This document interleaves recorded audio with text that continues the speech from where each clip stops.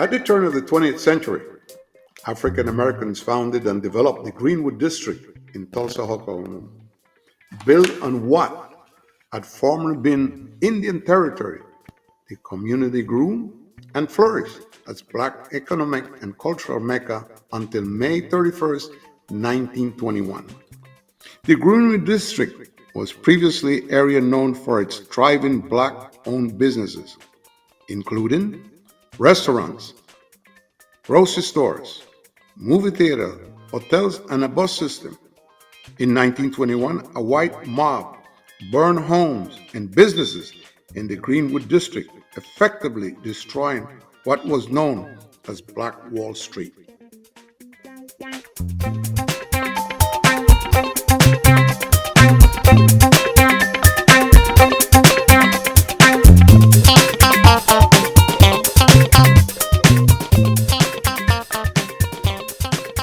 Good evening. Welcome to a special edition of the International Grapevine. This is your host, Mr. Lee.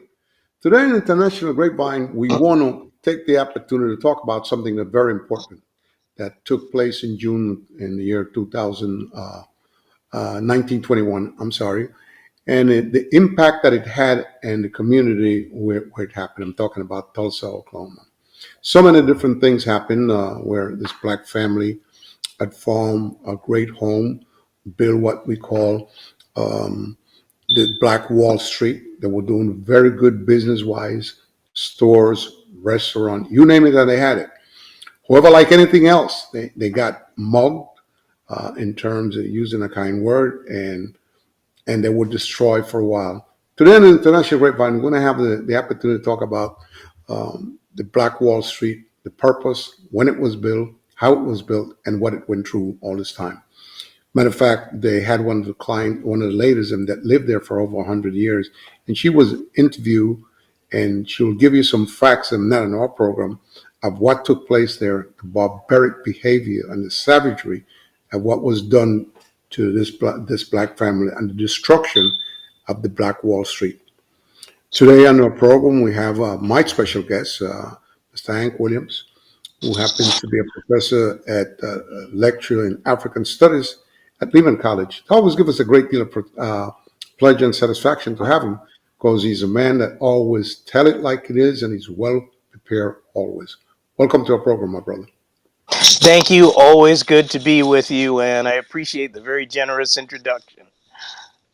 Oh, you deserve that and more. Well, I took some time and did some serious research in Black Wall Street. I don't want to go too deep, but I want to capture our young America to know what happened, how it Mhm. happened, and why it happened, and the pros and cons of how these things happen.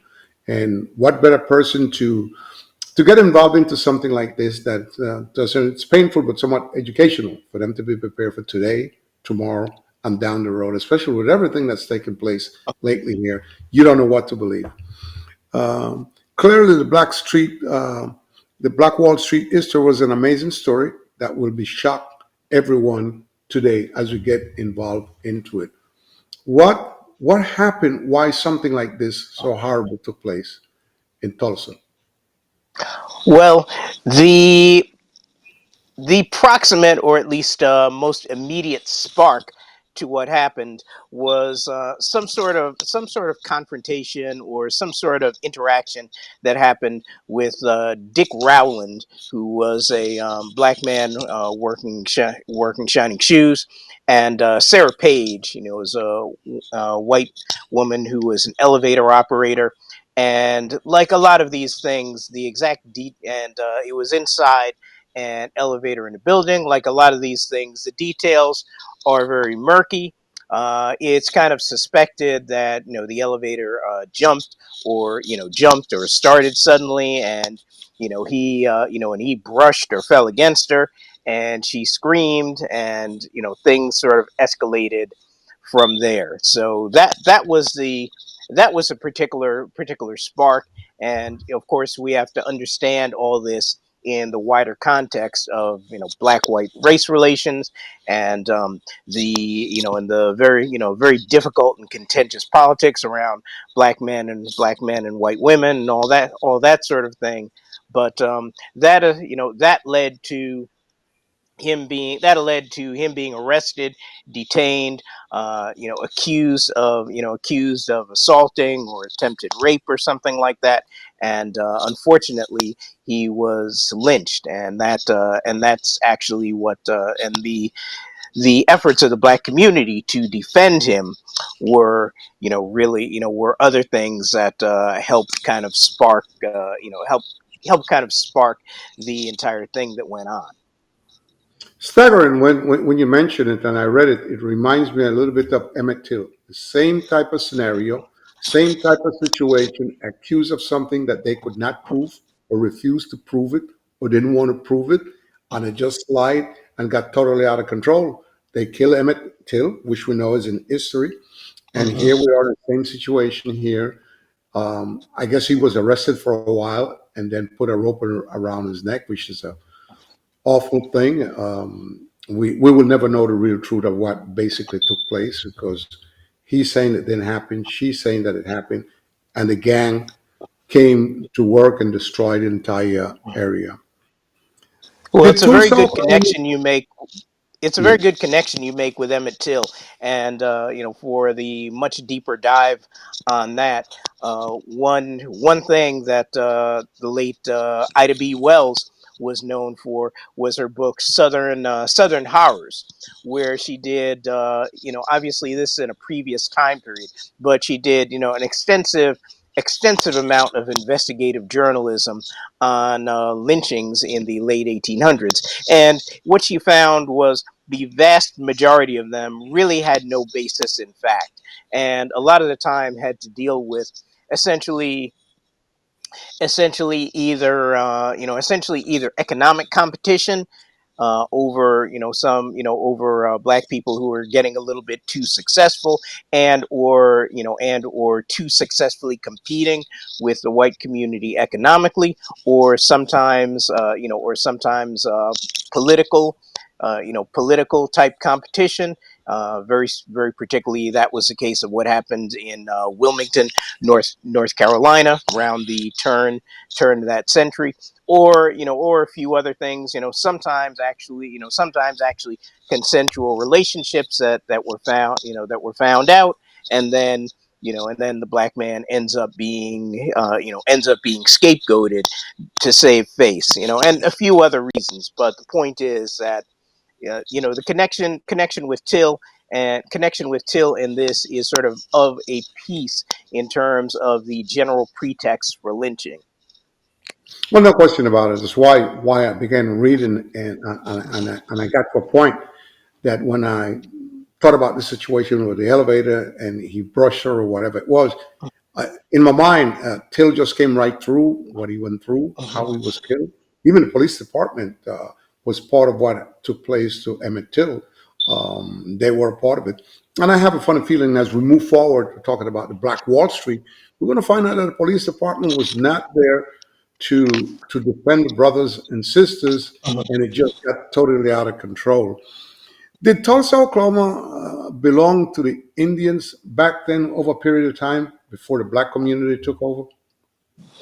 Well, there's a fascinating history of that, and like everything else, it's sort of implicated in the complex, wider history of this country. But one thing obviously is the forced removal of American Indians from a lot of the lands that they had traditionally inhabited in the southeast, and that was based purely on the expansionist ideals of the states down there, and economic need for the land that they were on, and some of the biggest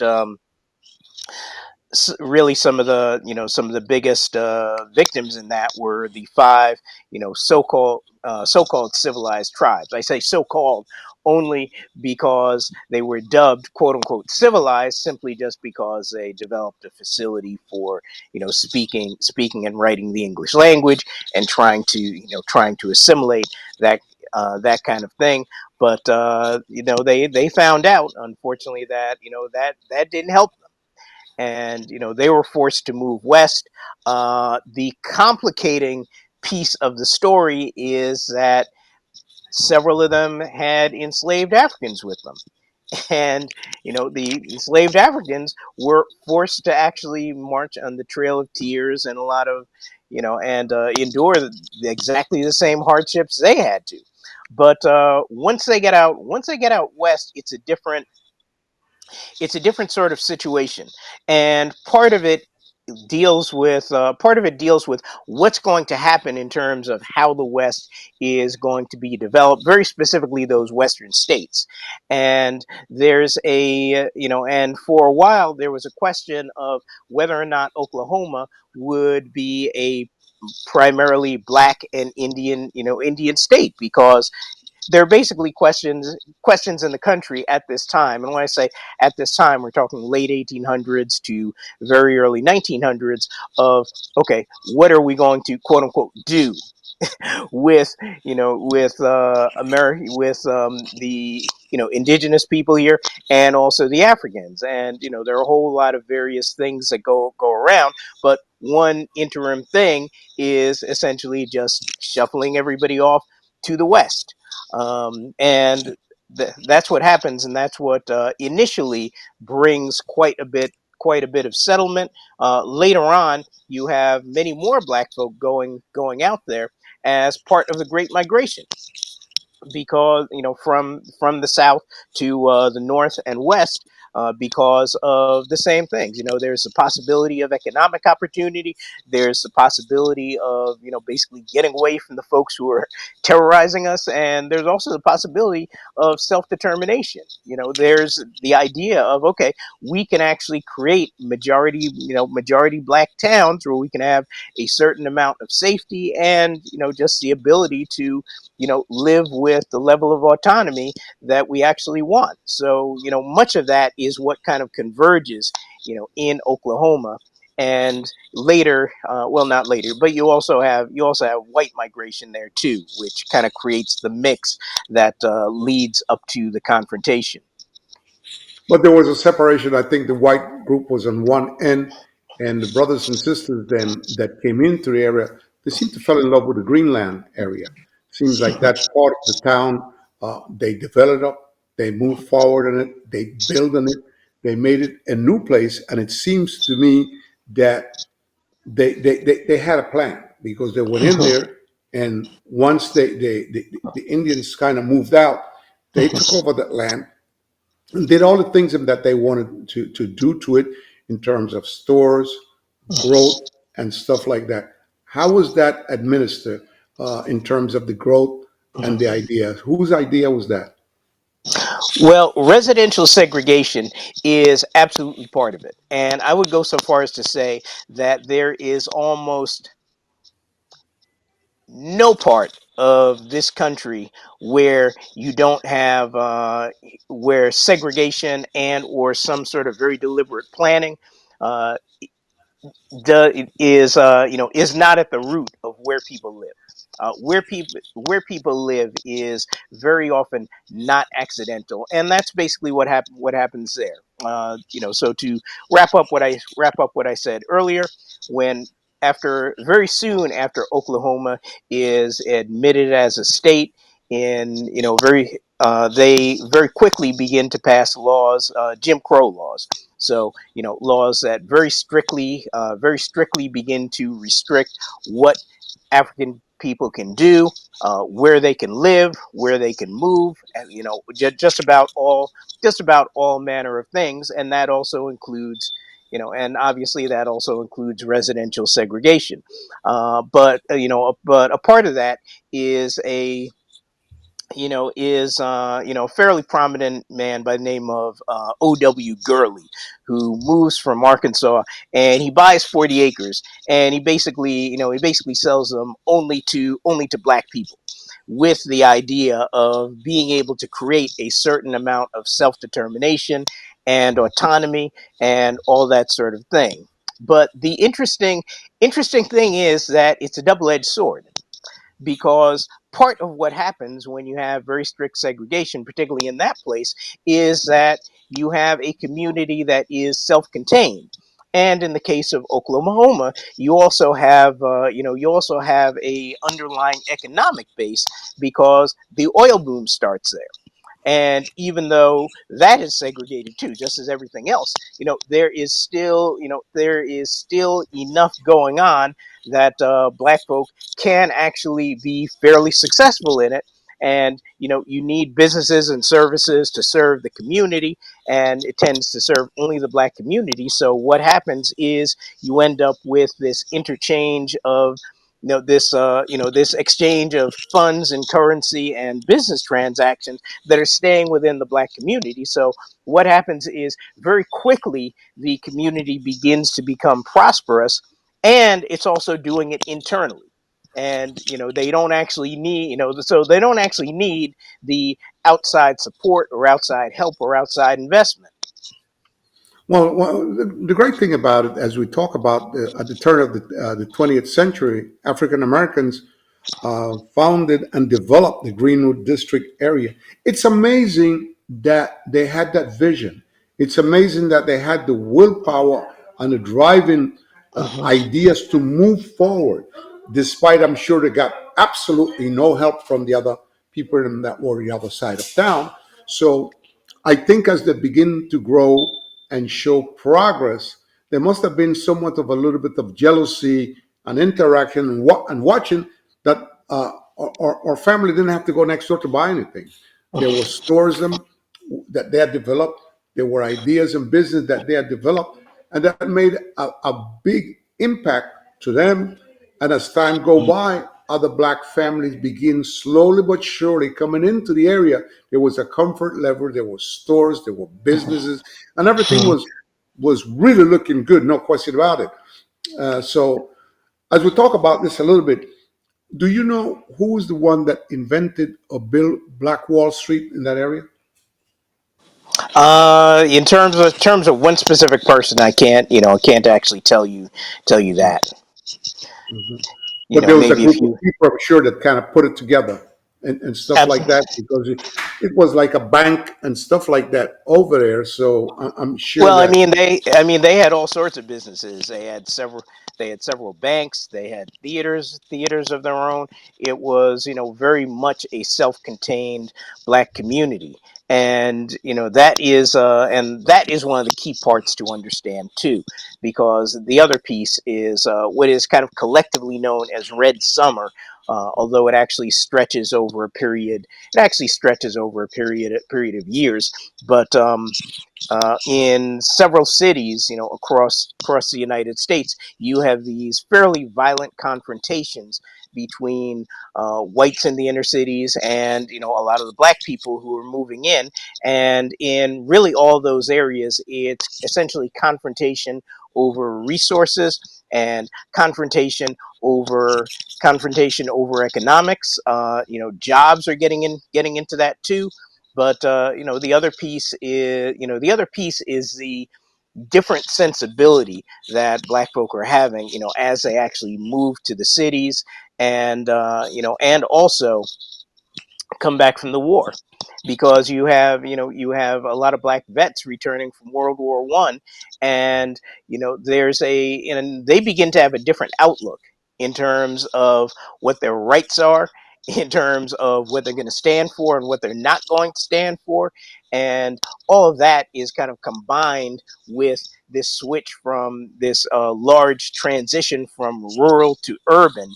And part of what happens is that the people moving in begin to shape the cities, or at least where they are in the cities, to represent their culture, their lifestyles, and their ways of knowing. And that creates some jealousy and tension as well. And that is one of the things behind that, and many of the other conflagrations that also come up.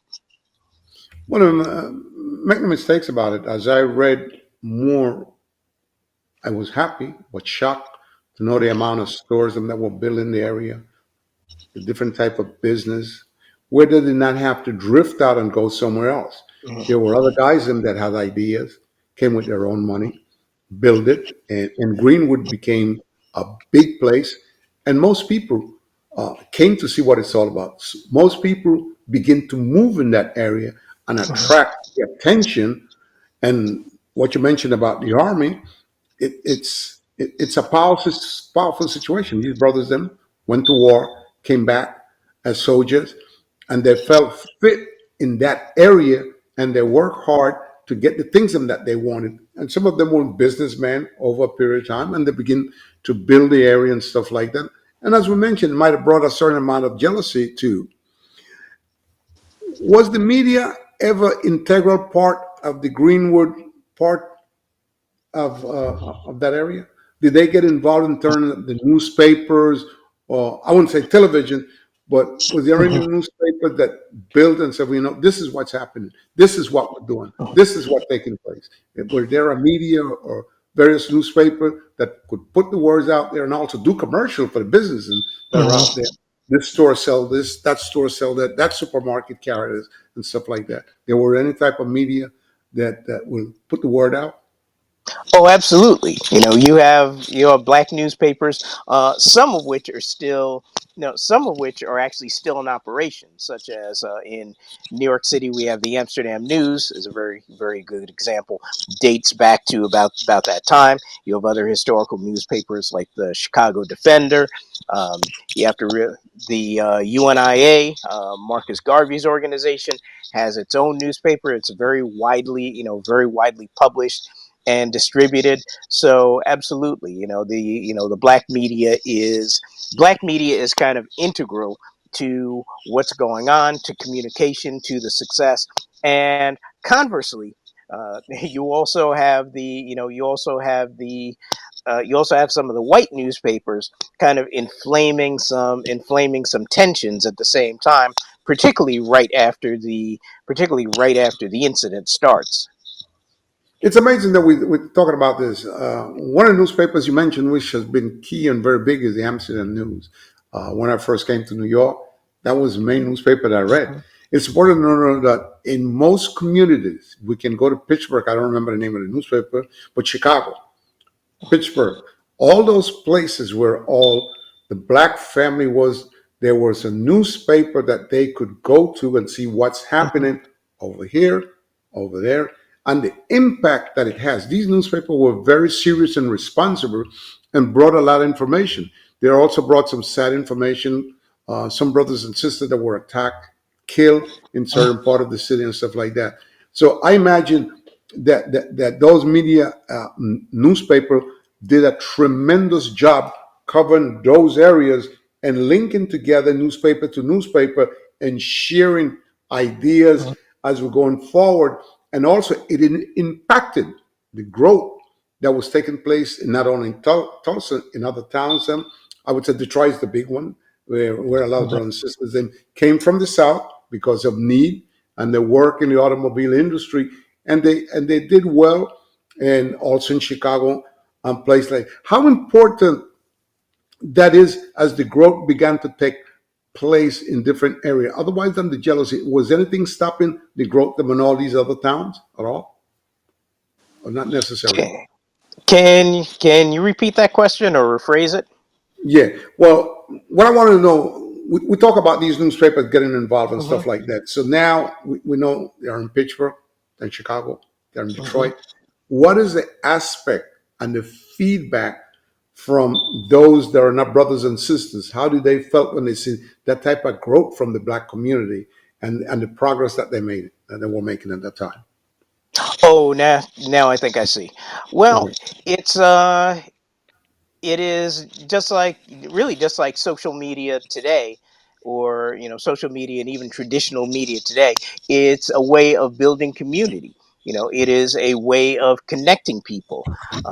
There is very long and rich history of the distribution, both formally and informally, by black Pullman porters who work on the trains. I mean, just as a short explanation for people, when trains were the primary way of travel across land, at least, Transportation. until the rise of the airplane. And in these sleeper cars, when you have very long train trips, they are mostly worked by by primarily black porters working for the Pullman Company. So they are so as part of doing their job, both formally and informally, they're carrying these newspapers with them and helping distribute them town to town to town. So not only is the black newspaper a central part of a community, it's also contributing to a much wider discussion and dialogue of what's going on, across the country. Very well said. That also gave other brothers and sisters who wanted to move in different areas for whatever it is, they had newspaper and they could read and see what was taking place. Um, Tell us, how did the how did the media, the massacre started in Tulsa? What caused that massacre and that aggressive attack and behavior? How they came in, they burned down church, they Mhm. burned down stores, they burned down people's house, they burned down, you name it. What brought this about? This type of attack? How the massacre? How the massacre begin and why? Well, I think we covered what was the spark, or at least purportedly the spark for it. Interestingly, part of it, and I think this is important for people to understand, part of it kind of comes because the black community is not taking this lying down. They're absolutely they begin very quickly mobilizing to defend the community, including defending the community with arms. And the contextual point people have to realize is that this is by necessity, because they realize that the police are not absolutely not going to do their job. And as a matter of fact, as in a lot of these things, are essentially in cahoots with the white mob who are attacking people. And that sort of further and that sort of further well, I don't want to say it further escalates things, because you can't really when you're being viciously attacked and being shot at, it's kind of hard to escalate it anymore. But what I will say is that that ups the ante. I think that's a good way to put it. And things really devolve from there. And we could go very deep into the weeds with this. One of the things that happens fairly quickly is that black folk are banned from actually buying more guns and or ammunition, and are also kind of outnumbered by the white mob. One of the things that happens is the local police local police call up. They basically deputize a whole bunch of people who end up doing quite a bit of the killing, quite a bit of the destruction of the community, of the black community. That is, with absolutely no oversight. What impacted me the most of that is, as I read about it, the amount of people they locked up in jails, the amount of people that they kill, the amount of people that the police stand by and watch what was taking place and did not at any time got involved to defend the black community. This attack came from the guys and from the other side and Mhm. stuff like that. What was the logic of the police department, if there was any logic to what they were doing? Because is our understanding, as I read a little bit about the elevator situation and stuff like that. As I read more and see the destruction that took place, they went in to maim and destroy everything that was there. Like I mentioned to you a few minutes ago, there were churches that Mhm. burned down business that burned down everything. What impacted me is, what was the philosophy of the police department, unless they were a part of it, or they were just in a standby situation, or they thought that this was a party. But I mean, it was scary because as I read the books and I saw a lot Well, I of think your pictures. question somewhat answers itself. Yeah, I exactly. have to say. No question about that. And in the book, you could see a lot of pictures of what was taking place. It was very, very frightening. After something like this happened, what stand and what did the black community did? Did they begin to move out of the area, or they try to rebuild? Combination of both.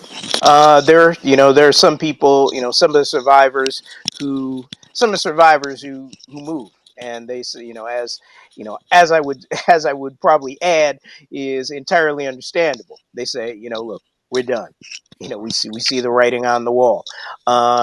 Some people who stay, and even to this day, you actually have descendants of them.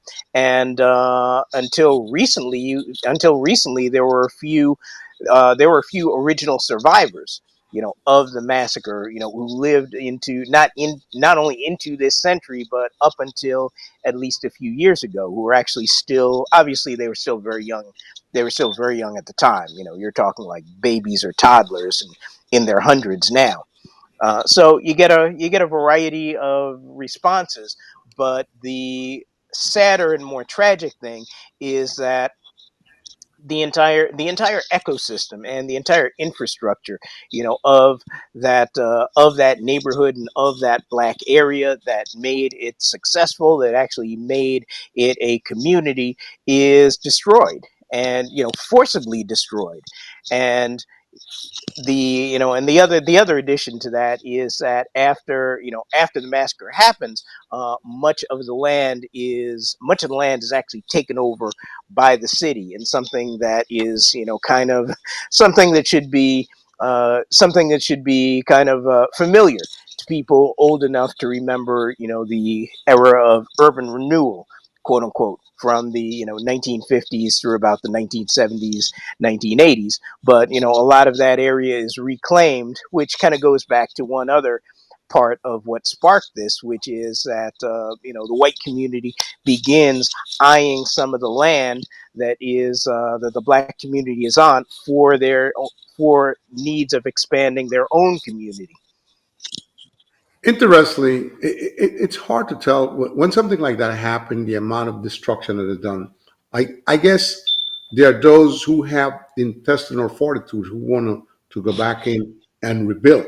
And then there are those who said, you know what? I did so much. These lunatics came and destroy everything. They were armed.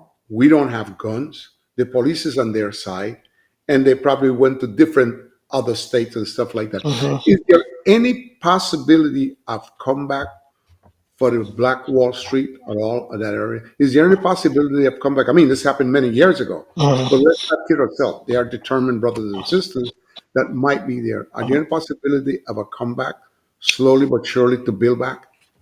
Oh, there were actually people actively working on that right now. I can't, I can't tell. That's not a story that I can tell you in detail. For that, you should actually talk to the people involved with it. But there's an absolutely a core of the black community, and people who are very much interested in doing what you're talking about, and kind of building on the foundation. But again, the thing that people kind of have to understand is that this stuff doesn't just rise out of thin air. And when you basically have 100 years of what actually would have been community development built up, including economically, including culturally, including having independent, self-determining institutions. They have some of that, but very much of it was, much of it was destroyed. So when you have that, and the very big piece is simply just having the economic base. And that's the thing. The economic base was forcibly destroyed, and much of it was taken away. So the people working to try and redress that now and rebuild the community uh, don't have. They basically don't have a lot of the resources that they might have had they gone through this continuous process. Now, who knows where they would be right now, or how history might have turned out. But my point is that things don't just come out of thin air. You need foundations to build on, and when you get that foundation knocked out from under you, it becomes much much harder when you're starting from scratch, particularly when the rest of the city has this 120 year history of uninterrupted development, and uninterrupted concentration of economics and wealth. uninterrupted opportunities to build everything that I just talked about. Make no mistake about it, the white supremacists did some job of a banging job of destroying land, territory, and stuff like that. And as we continue talking about that, does the school system bring up these type of things that happen in Black Wall Street? Or are youngsters aware in certain schools of these type of things that have taken place and how it was done and why it was done? Is there any part of the school system or some of the school system that might explain these terrible things that happen to the community and might ask themselves, how do they come back if they can come back? But more interesting in the, what the school system know and what our kids know about Black Wall Street. Well, I will say, having taught African American history at the college level for a few years now, Mm. I will say history is generally not very well taught, period. And African American history is taught with a little bit less, less focus and intentionality from that. So I think you can kind of read through that. So short answer is no. But vast majority of students don't know about a whole lot of other things in terms of history. My approach to it is to try to place things in context rather than to focus on specific events and have the events talk to these larger, wider issues. So that's why I bring up the questions of the Great Migration, the idea of the exodusters, the black people who are moving, affirmatively deciding to move out west. The whole question of Red Summer and everything that's going on with that, because that's where when you can begin to see these events, like Black Wall Street, like the other events of Red Summer, and fit them into the wider context, that's when you actually begin to get a dynamic grasp of how things change, what sort of trends are happening, how the black community evolves over the years, and the things that go on with that. Well, no question about it. I just hope that there could be some type of rebuild taking place because it's a place that they did a great job, the black community did. And I hope and pray that there's something that they might have, or maybe they might have any type of backing to start, whether it be slowly but surely, and to get back to that land because they put their blood, sweat, and tears in that area. And unfortunately, what was done to them was so wrong that is unbelievable. But brother, I want to take this opportunity on behalf of the family of the Grapevine to thank you so much for being our special guest.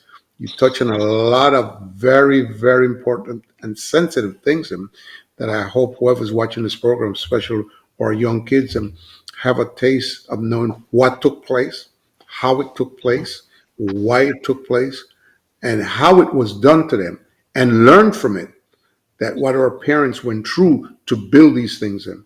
And I don't have words again to thank you and hope to have you back on the grapevine like I like to do every 15 days if it's possible. Absolutely. I'd be looking forward to that. Okay. And again, this is Wally Lee saying good night for the International Grapevine and hope that you have had the opportunity to see what took place at the Black Wall Street, all the issues them and how it was done, the cruelty, the savage behavior of those that went in and attacked, killed women, killed children, and destroyed the entire place.